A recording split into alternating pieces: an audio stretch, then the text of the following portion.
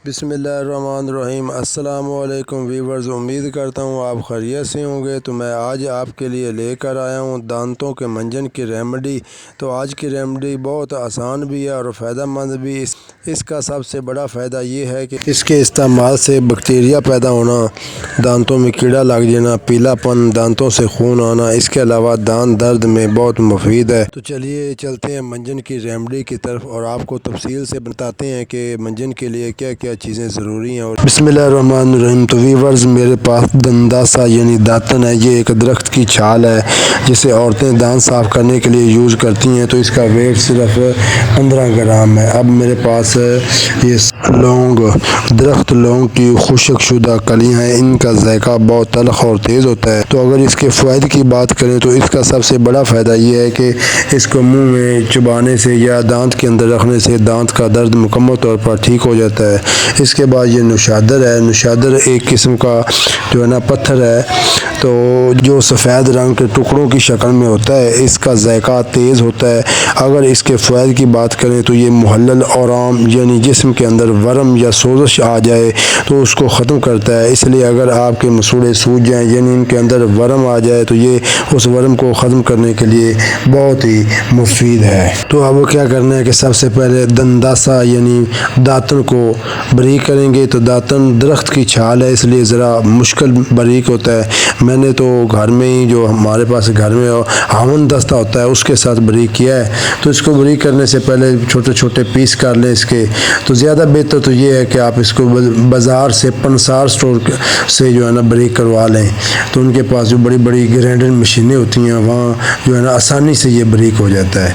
तो वीवर्स, ये देखें हमारा दंदासा मुकम्मल तौर पर बारीक हो चुका है। इसका सफ़ूफ बन चुका है। तो हम छलनी की मदद से इसको छान लेते हैं। इसी तरह आप घर में अगर बारीक करना चाहें तो कर सकते हैं, लेकिन ज़रा मुश्किल पेश आएगी। तो ये सफ़ूफ हमारा मुकम्मल हो चुका है और बहुत ही दंदासा बारीक पाउडर की शक्ल अख्तियार कर चुका है। तो वीवर्स, इसके बाद हावन दस्ते के अंदर लौंग शामिल करेंगे और उसी तरीके के मुताबिक इसको भी बारीक सफ़ूफ कर लेंगे। तो ये देखिए मेरे पास 15 ग्राम जो है ना लौंग है। तो लौंग और दंदासा और इसके अलावा नुशादर का वेट 15-15 ग्राम है। तीनों चीज़ें हम वज़न लेनी है। तो ये देखिए मैंने अब जो है ना ये इसका भी सफ़ूफ बनाना शुरू कर दिया। इसी तरीके से आप भी सफ़ूफ बना लें। वीवर्स, लौंग का सफ़ूफ भी हो चुका है और इसको भी छलनी की मदद से छान लेते हैं। मुकम्मल सफ़ूफ हो चुका है। तो अब इसके बाद हम लेंगे तीसरे नंबर पर जो है ना नुशादर लेंगे। उसी को भी जिस तरह ये हमने लौंग और पहले दंदासा का सफ़ूफ बनाया इसी तरह इसका सफ़ूफ बनाएंगे। ये मेरे पास नुशादर है, इसको भी हम डालते हैं हावन दस्ते में। दें जी, इसको भी मैंने हावन दस्ते के अंदर शामिल कर दिया है। तो याद रखें कि ये नमक की किस्म है तो ये जल्दी जो है ना बारीक हो जाता है।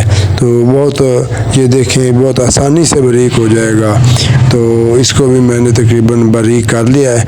आप भी इसी तरह बारीक कर सकते हैं, घर में ही इसको बारीक कर सकते हैं। तो ये देखें दोस्तों, हमारा नुशादर बिल्कुल बारीक हो चुका है, लेकिन इसके कलर में थोड़ा सा मुख्तलिफ है क्योंकि पहले हमने जो दंदासा और लौंग बारीक किए थे इसलिए इसका कलर ब्राउन सा है। अब ये हमारा तीनों हमारे सफ़ूफ कंप्लीट हो चुके हैं, मुकम्मल तैयार हो चुके हैं।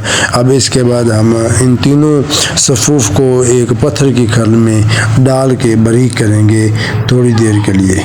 तो हम जो है ना सबसे पहले दंदासा का सफ़ूफ यानी कि जो है ना हमारे पास दातन उसका सफ़ूफ जो है खल में शामिल करेंगे। इसके बाद लौंग का सफ़ूफ शामिल करेंगे।